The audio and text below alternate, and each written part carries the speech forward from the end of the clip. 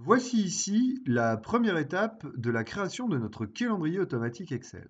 Alors, pour cela, je me suis mis sur une feuille complètement vierge, un nouveau fichier, et on va démarrer tout de suite la création de ce fichier. Alors, on a besoin de deux éléments essentiels pour faire un calendrier. Il faut les mois et les années.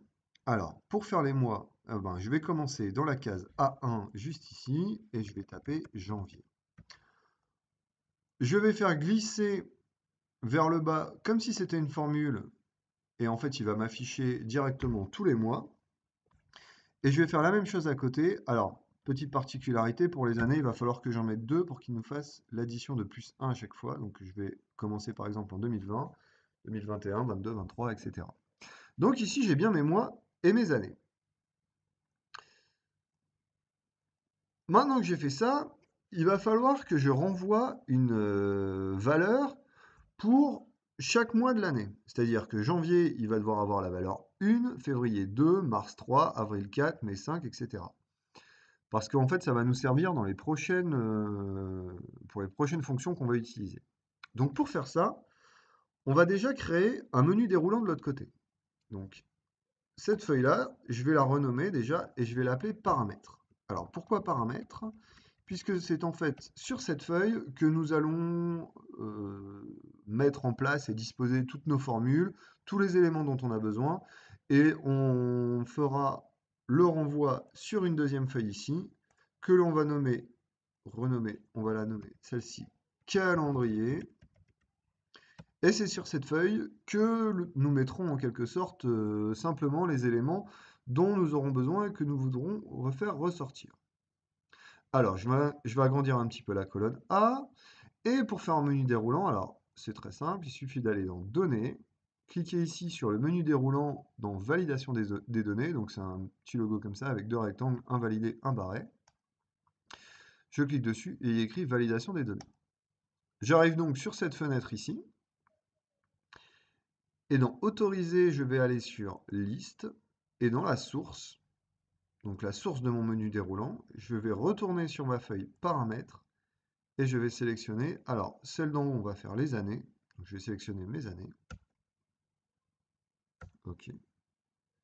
Donc ici, il n'y a rien qui apparaît sur le début, c'est normal, hein, il faut l'enclencher une première fois. Donc vous avez la petite flèche avec le menu qui apparaît. Et donc j'ai bien toutes les années que je viens de taper ici à côté. Donc on va commencer par 2020. Et je vais refaire la même chose en dessous pour les mois. Donc je vais faire validation des données, autoriser dans la liste la source, feuille paramètres, et je vais sélectionner les mois. Et j'appuie sur Entrée deux fois. Et donc là, ici, j'ai bien mes mois qui apparaissent.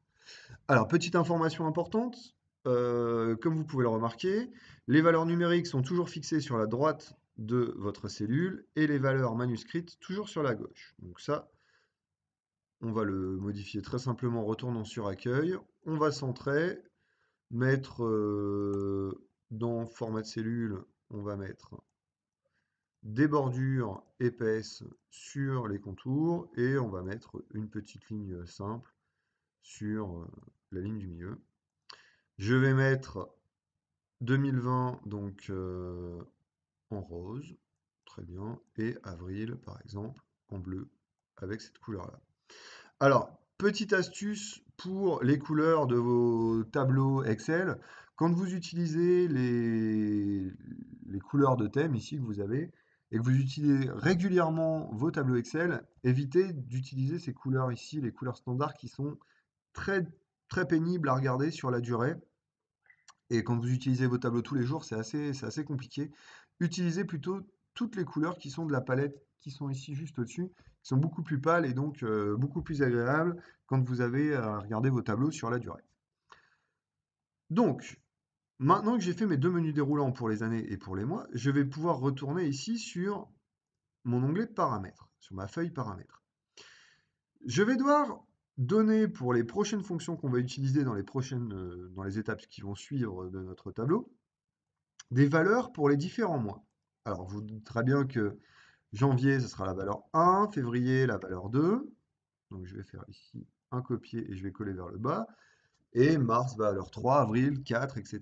Donc, je vais avoir besoin de donner une valeur au mois qui sont ici quand je vais sélectionner le mois dans mon menu déroulant qu'on vient de faire sur la feuille calendrier. Comment je vais faire ça? Eh bien, on va utiliser une recherche V. Alors, pour ceux qui ont quelques petites difficultés avec la recherche V, j'ai fait une vidéo dédiée sur cette fonction qui vous permettra vraiment d'appréhender correctement cette fonction. Mais vous pouvez déjà le voir ici, il n'y a pas besoin de beaucoup de techniques. Alors, il me demande ici la valeur recherchée. Et bien la valeur recherchée, je vais aller sur calendrier et je vais dire que la valeur recherchée, je vais cliquer sur la case A2, puisque c'est le mois que je vais rechercher. Petite parenthèse également, quand vous êtes en train d'enregistrer une fonction, si j'avais quitté la feuille calendrier et que j'avais sélectionné la case A2, quand j'aurais enregistré ma fonction, j'aurais pas pu cliquer dessus. Donc cliquez n'importe où dans le tableau avant de cliquer sur la feuille, avant de commencer à faire votre recherche V, sinon vous ne pourrez pas cliquer justement sur cette cellule A2 si précédemment vous avez cliqué dessus. Voilà. Donc, on revient sur notre recherche V. Recherche V calendrier A2, donc c'est bien le mois que je recherche. Je mets donc point virgule. Donc, ma valeur recherchée, c'est bien le mois qui va être indiqué ici. Table des matrices. Alors, je vais retourner sur paramètres et ma table des matrices va être toute celle-ci, puisque les mois apparaissent ici. Et donc, la recherche V, comme c'est dans la première colonne toujours qu'elle recherche, je vais bien avoir ma recherche qui va être effectuée ici. Point virgule. Et mon index de numéro de colonne, ça va être la troisième. 1, 2, troisième colonne. Donc je vais taper 3. Puisque en fonction de... Si j'ai mon calendrier A2 qui m'affiche janvier, il viendra chercher ici la valeur 1, février la valeur 2, etc. etc. Donc 3 pour le numéro de colonne. Et enfin, valeur la plus proche, je vais taper faux, puisqu'il me faut effectivement la valeur exacte. Je ferme ma parenthèse et j'appuie sur Entrée. Donc ici, on a la valeur 4 qui est indiquée puisque je suis sur avril, c'est bon. Et si je passe par exemple en août, il va bien m'indiquer la valeur 8. C'est parfait. Donc j'ai bien, en fonction de mon menu déroulant ici, le bon numéro de mois qui va s'afficher. Concernant les années, et bien là, pas de problème. Je fais simplement égal, je vais aller dans calendrier et je vais cliquer sur A1. Et donc là, j'ai bien mon 2020 qui s'affiche directement. J'ai pas besoin de réfléchir. On peut faire le test directement. Admettons, je passe en 2025 et mon paramètre va bien afficher 2025 ici. Alors, on va différencier tout ça. Je vais faire des petites bordures épaisses ici et je vais les séparer pour en bas. Donc, on va mettre une petite couleur toute simple. On va mettre du vert, par exemple, ici, et on va mettre du rose pour montrer que c'est ici qu'on a nos formules. Puisqu'ici, je n'en ai pas. Je vais mettre la troisième ligne de la formule. Ici, je peux mettre du vert aussi, pour dire que c'est juste de la... Ici, en fait, c'est que de la saisie, et là, par contre, ici, j'ai bien des formules. Donc voilà la première étape de ce calendrier, dans laquelle on a inséré nos mois, nos années, et on peut faire ressortir ici, grâce au menu déroulant qu'on a créé sur la feuille calendrier et aux deux formules qu'on a enregistrées, les valeurs en fonction des mois et des années qu'on va sélectionner. Si vous avez réussi cette étape, vous pouvez donc maintenant passer à l'étape 2.